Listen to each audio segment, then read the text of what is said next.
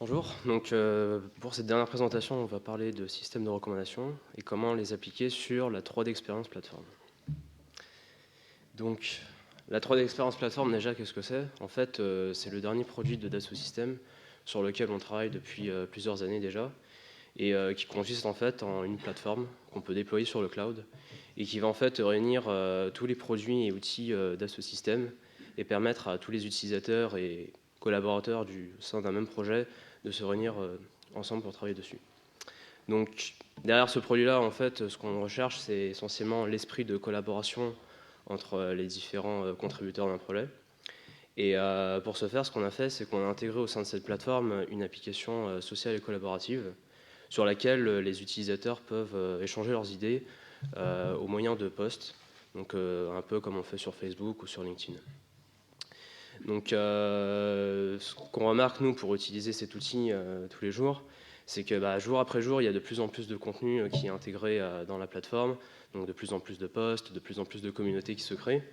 Et du coup, par souci d'améliorer en fait l'expérience utilisateur, ce qu'on recherche, c'est d'intégrer un système de recommandation dans cette application, où en fait, ça permettrait à chaque fois qu'un utilisateur se connecte sur une plateforme, qu'on lui recommande en fait quelle publication sur la plateforme il serait le plus susceptible de consulter ou de liker. D'où le problème de recommandation qu'on vous propose ici. Donc dans ce contexte de 3D Experience Platform, ce qu'on vous propose en fait, c'est de concevoir un algorithme de recommandation qui va pour chaque utilisateur de la plateforme recommander exactement 5 posts qu'il serait susceptible de liker. Donc schématiquement, comment ça se présente? En fait, vous avez une matrice où en ligne, vous avez les différents utilisateurs de la plateforme, en colonne, les différents posts qui existent, et à chaque fois qu'un utilisateur va liker un post, on va lui mettre un 1 dans la matrice.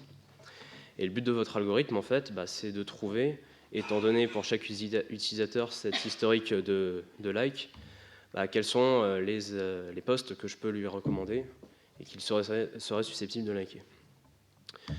Donc ça, comme type de problème, c'est un problème de complétion de matrice, légèrement différent des problèmes plus classiques de machine learning comme la régression ou la classification. Et là, le type de signal que vous allez manipuler dans ce challenge, ce sont en fait simplement des listes de likes d'utilisateurs, donc c'est-à-dire des listes d'indices de posts que chaque utilisateur a liké dans le passé. Et bien entendu, les données, il faut faire gaffe parce qu'ici elles sont très sparses, parce qu'un utilisateur va ne pas liker la totalité des posts, mais en général, même pas 1% des posts de toute la plateforme.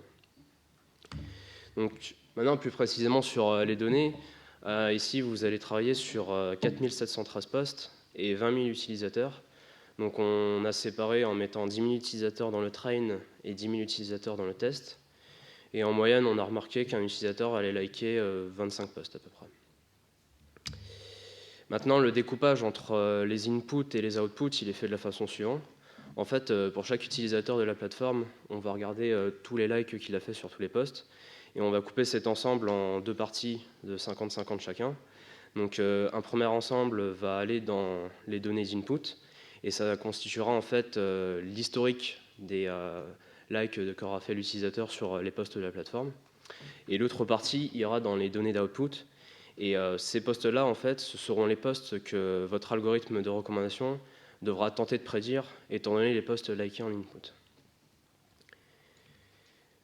Donc, les données en fait présentes dans les différents fichiers CSV, elles seront simplement en fait des listes d'indices de postes. Donc, bien entendu, suivant l'utilisateur, la liste d'indices sera plus ou moins longue, car les utilisateurs ne likent pas tous le même nombre de postes. Et dans le fichier de prédiction que vous devrez soumettre, donc il faudra bien faire attention de conserver exactement le même format que les autres fichiers CSV que vous aurez téléchargés. Et dans ce fichier-là, par contre, il faudra soumettre pour chaque utilisateur uniquement 5 indices de poste que vous recommandez. Dans ce projet, la métrique d'évaluation qu'on utilise, c'est la précision AD5, donc définie par cette formule-là.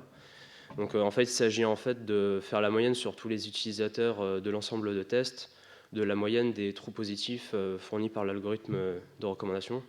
Donc ce qui en gros donne un pourcentage de bonnes recommandations formulées par votre algorithme. Et bien entendu, quand vous ferez ce challenge, assurez-vous que vous ne recommandez pas des postes qui sont déjà présents dans la matrice input, car ça, forcément, fera baisser votre score. Pour finir, le benchmark que nous, on a fourni pour ce sujet-là, donc on a pris un benchmark très simple pour l'instant, qui s'appelle la popularité. C'est-à-dire qu'en fait, on va recommander pour chaque utilisateur les 5 postes les plus populaires sur la plateforme. 5 postes qui ne sont bien entendu pas likés dans l'historique par l'utilisateur. Et avec ça, on obtient une précision ad5 de 0,22.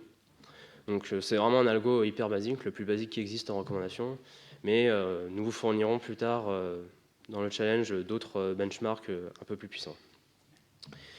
Et puis, quelques points où il faudra faire attention, c'est donc déjà, comme je l'ai dit, vous allez travailler avec des données qui seront très sparses. Donc nos matrices, elles seront sparses à 0,5% à peu près.